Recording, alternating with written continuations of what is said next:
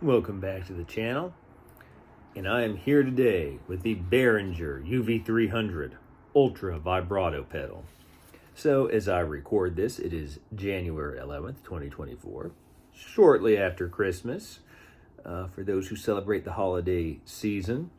And I, like many of you, am a bit short on cash at the moment after the holidays. So I thought, what better time than now to review this affordable Behringer pedal, which is only $29 at the moment on Sweetwater. I've actually had this for a while, but I've been saving it for when I could give it my full attention, and I think there is no time like the present. So, this is, reading from the box, a refreshing blast from the past. The Behringer UV300 delivers the classic pitch modulation and dimensional vibrato that had everyone grooving in the 60s and 70s. From a subtle shimmer to a whirling Leslie speaker box, the UV300 can do it all.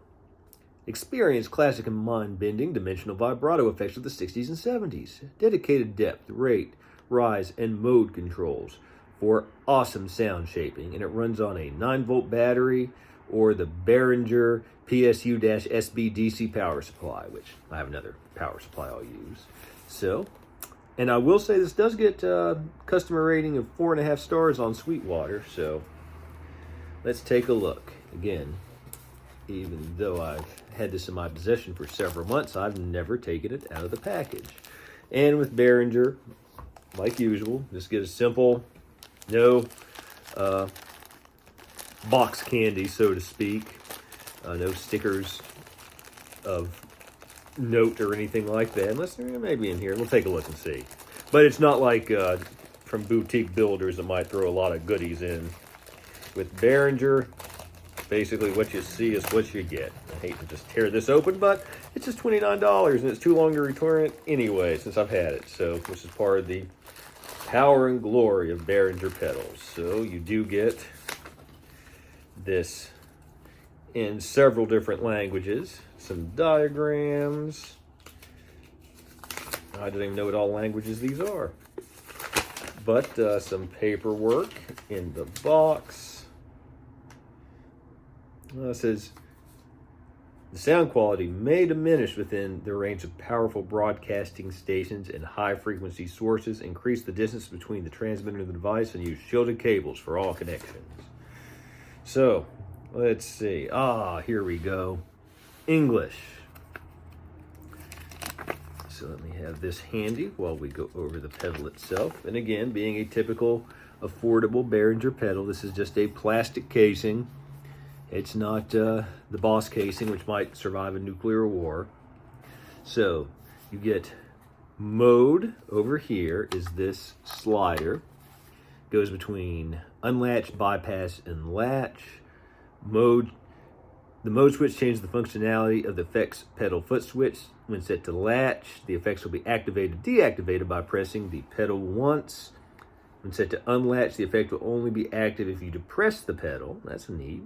The bypass mode can be selected when no vibrato effect is required. The input signal remains unaffected even if the pedal is depressed. So this first actual knob we have here is rise. The rise control adjusts the time needed for the effect to reach its maximum detuning. Modulation sets in more slowly when it is turned clockwise.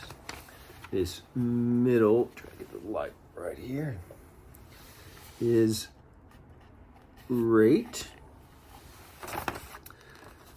The rate control determines the speed of the vibrato effect. This is depth right here. The depth control adjusts the intensity of the pitch modulation effect. LED, 1/4-inch ins and outs, battery compartment under the pedal cover, not quite sure where, but I'll be using a DC supply anyway. So, if you've been watching my channel for a while, I have tried many of the Behringer pedals, and I can say that every one has been at least worth the money. Some of them have been as cheap as $20. The the fuzz, the super fuzz, I think it is amazing. I know a few years ago, Josh Scott did a video for Sweetwater and went through their best, like their top 100 selling pedals or something like that. The super fuzz was number one. I can see why. For 30 bucks, it is my favorite fuzz pedal I've ever had, probably. The heavy metal, a little bit noisy, great pedal. Chorus, great pedal.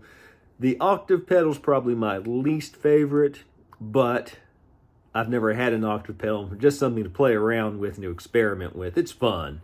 But the super fuzz I would put on a board next to $200 pedals. I also have their tube screamer, which I started to do a video on back in the summer, and for various reasons never finished it. It had nothing to do with the pedal. I need to do that one too. But I'm very eager to see what the Ultra Vibrato will do, because that's one good thing about these Behringer pedals. Even if this is not something that's necessarily going to be on your board forever, or if you're a serious gigging musician, you're going to take out the shows because, you know, it's not that robust.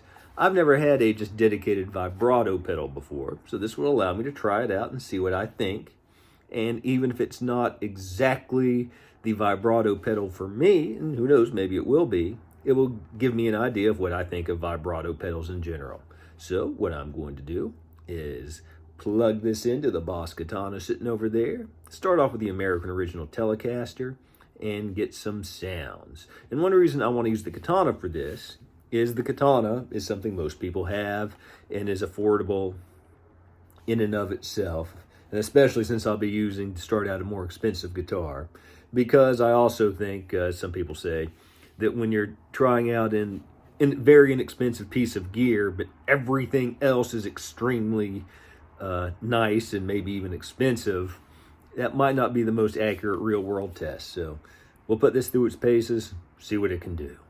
Okay, going through the Boss Katana clean channel. This is the sound with the pedal off. Now let's turn it on. With everything set around noon just to start here. Not quite, but close.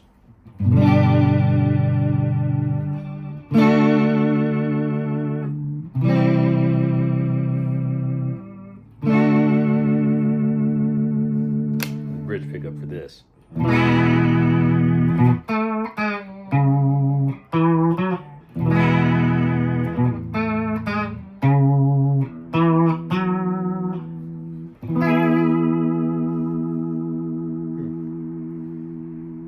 Okay, that's a very nice sound. Let's see what we can do by turning the rise up some.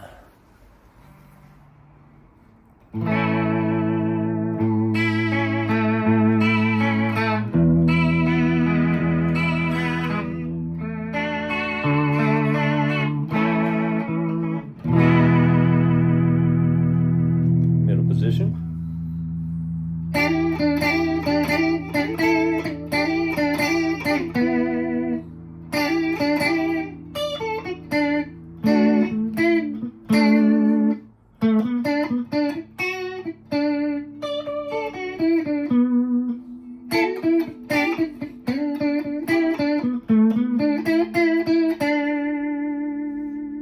Very nice.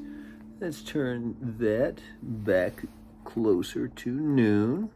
Let's turn the rate way up here and see what happens. Oh, that's a very interesting sound. Let's see.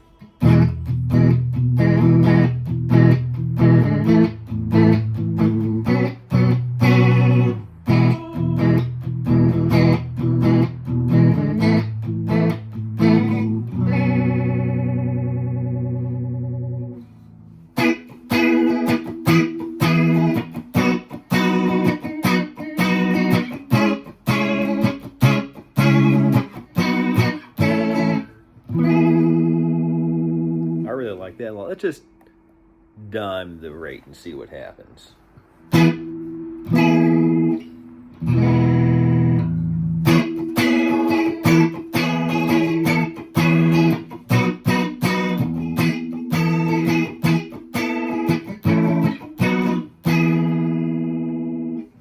Interesting. Now let's turn that closer to noon, and let's turn the depth way up. Let's see.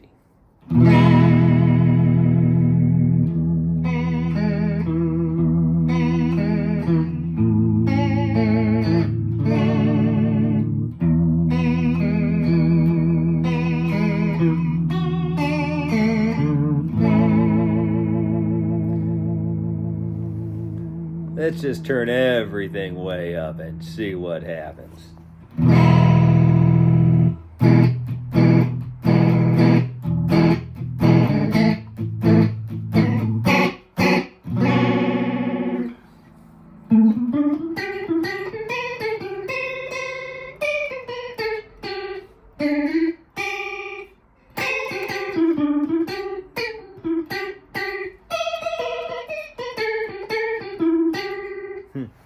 Interesting. Let's just experiment some here. Let's put the rate in the middle and leave rise and depth way up.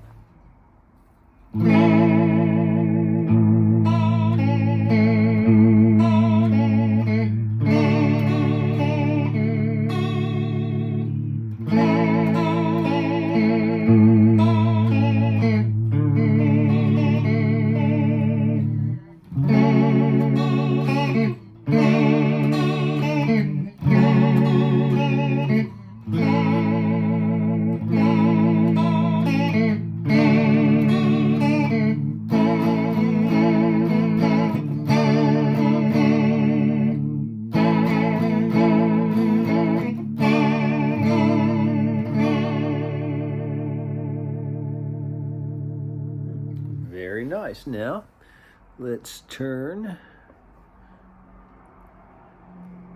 everything towards noon again, just to get more of a bass line. Now let's just try something subtle and see how it does with everything.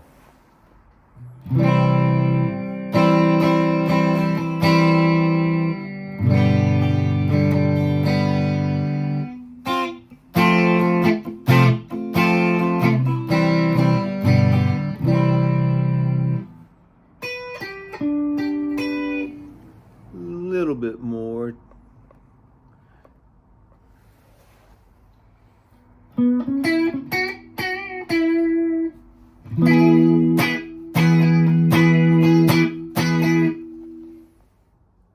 Let's try depth way up with the other two lower.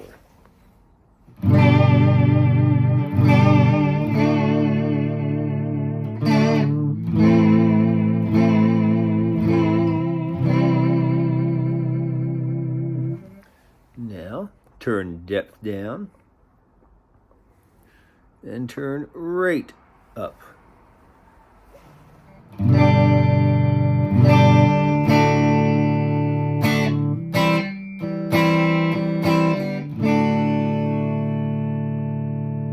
turn that down and turn rise way up.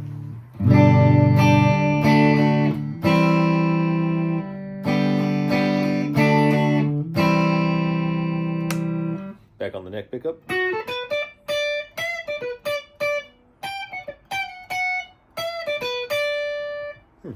So now that we've tried out some clean sounds, let's add some gain. Okay, on the crunch channel of the Katana, this is the neck pickup. Bridge. Middle. Okay. So everything on 5 with some gain. Start in the middle position.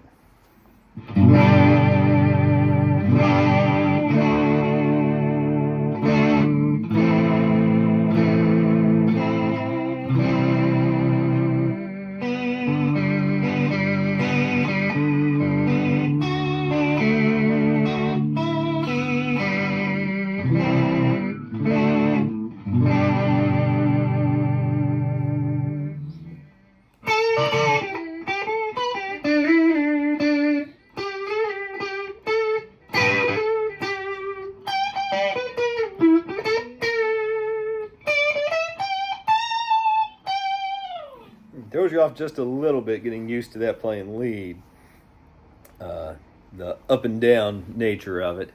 But let's see, let's turn depth up some. put on the neck pickup and see what it does.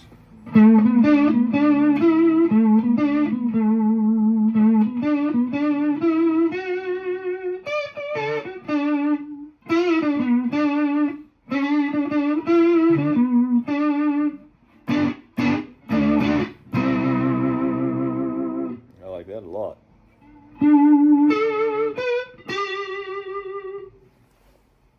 Let's turn the rise up and depth down a little bit there.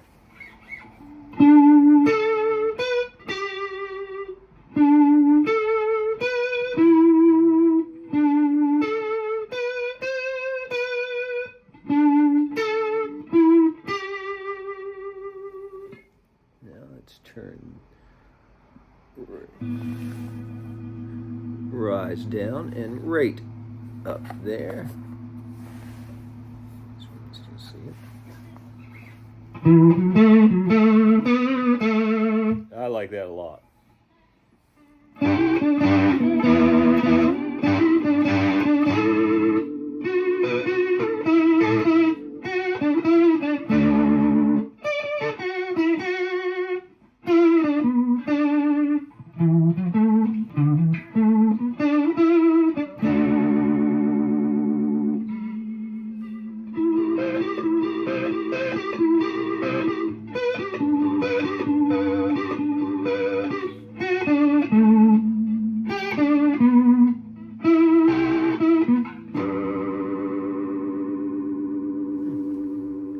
Let's try something more subtle all the way around here.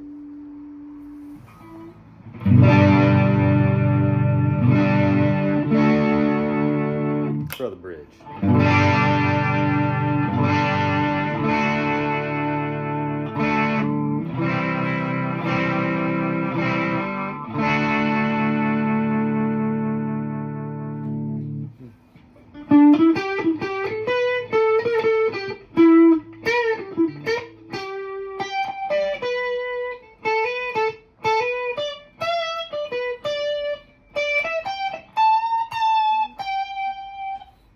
Okay, very nice. Now let's try a few more effects with it. Okay, back on the clean channel of the Katana with just a little bit of reverb and a decent amount of delay, middle position.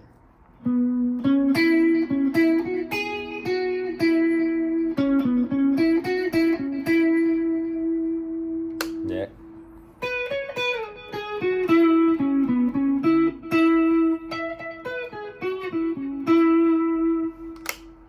Bridge.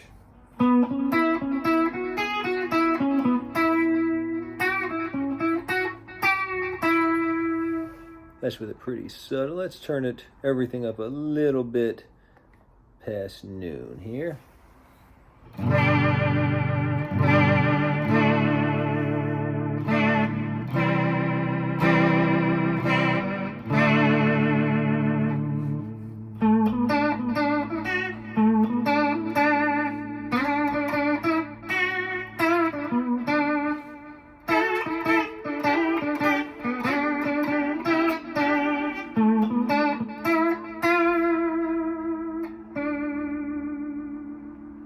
Very good. Now let's turn the depth down, rate and rise way up. Let's see.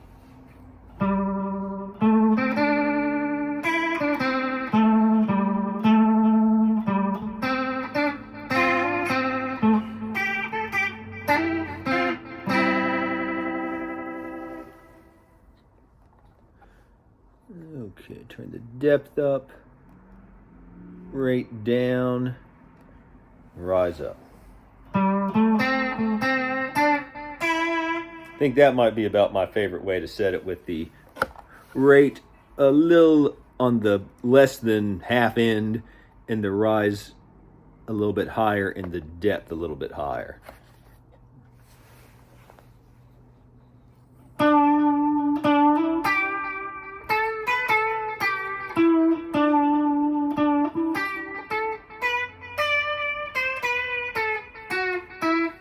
Neck pickup.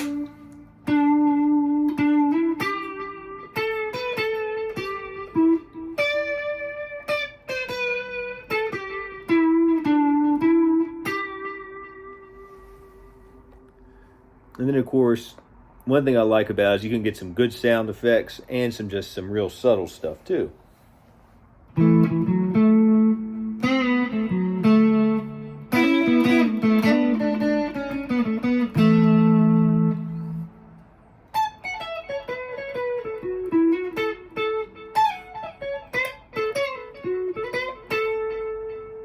Very nice. I hope those sound samples were helpful. So, I did not want to say this from the outset because for those of you who have not heard it before, I wanted you to listen to it first. But Josh Scott of JHS and his famous, or infamous, depending on your point of view, video about the Behringer pedals, which really, whether it was his intent or not, put them in the limelight, said that this was perhaps his favorite of the entire line. It is based on the Boss VB2 circuit, which the originals can be very expensive and hard to find. And according to Josh, it is almost identical. I've never had a VB2, so I don't know, but I can say for myself, I think it sounds amazing. It has great subtle effects. I think that for, if you didn't want it to be the main point of a tone and have it sitting in the background, it can add a little bit of depth, something interesting to it. It does great, big, swoopy sound effect type things, and I think it'd be really, really useful. I can understand why a lot of people like to use these on their board, whether it be for big, swoopy, psychedelic effects, or just a little something subtle behind their sound. I think Ask Zach, who's a great Telecaster aficionado and has a great channel. I think he's talked about vibrato pedals before and how a lot of Nashville guys use them. And that just shows how versatile they are. You can use them for psychedelic rock, putting it on more extreme settings. You can use them for country. You can use them for everything.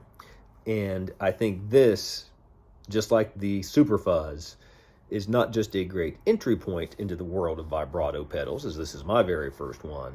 I think for a lot of people, it would be the only one they would ever need. Of course, it's not very robust. It's flimsy plastic, not the almost indestructible steel of a Boss pedal.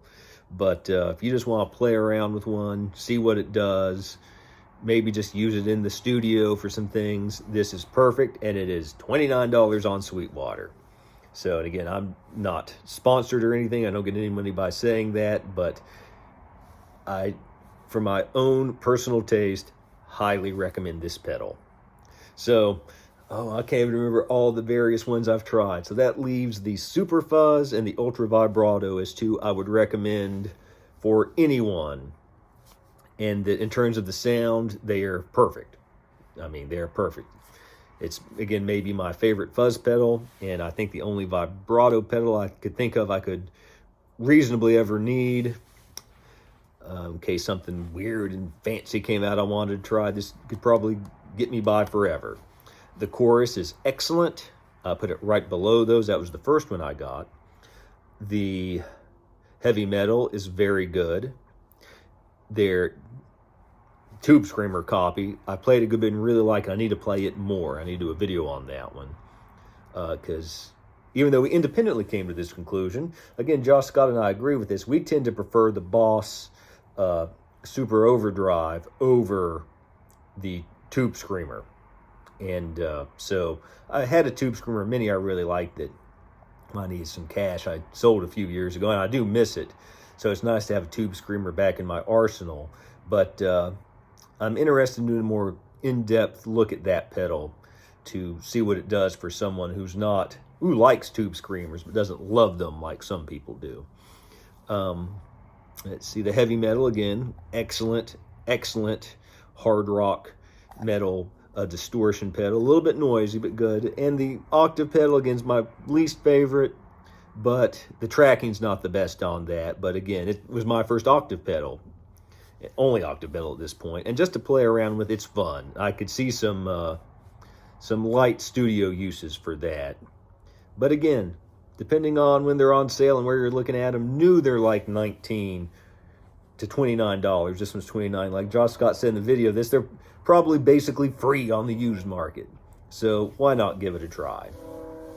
And again, this is one where I don't want to get too much in the ethics of copying circuits and things like that. I do not know if there's a VB2 on the market, but I know vintage ones are expensive. There might be a Wazacraft one. I honestly don't know, but I probably should look before this video. But that's the thing. I have no interest in paying $200 for a vibrato pedal. That's where I kind of come in on these. That a lot of the ones that Josh Scott talked about in his very popular video about them are based on circuits that are originally in pedals that are no longer in production. And some of them, if they are re-released, can be very expensive. So the choice for me was not a used or a Wazacraft VB2 or this. It was this or nothing. So that's not really taking money out of Boss's pocket. And I'm a big Boss fan. But again, I'm not wanting to get into a big discussion about the morality of all this. It's guitar pedals. It's supposed to be fun. And we're here for the fun part of it. But all that to say, I personally have a clear conscience about trying these out. And again, if you want to try something more elaborate or fancier with any of these, this is a great entry point to see where maybe your tastes lie. So if you have any questions, please leave them below. Please like and subscribe. And until next time, keep on rocking.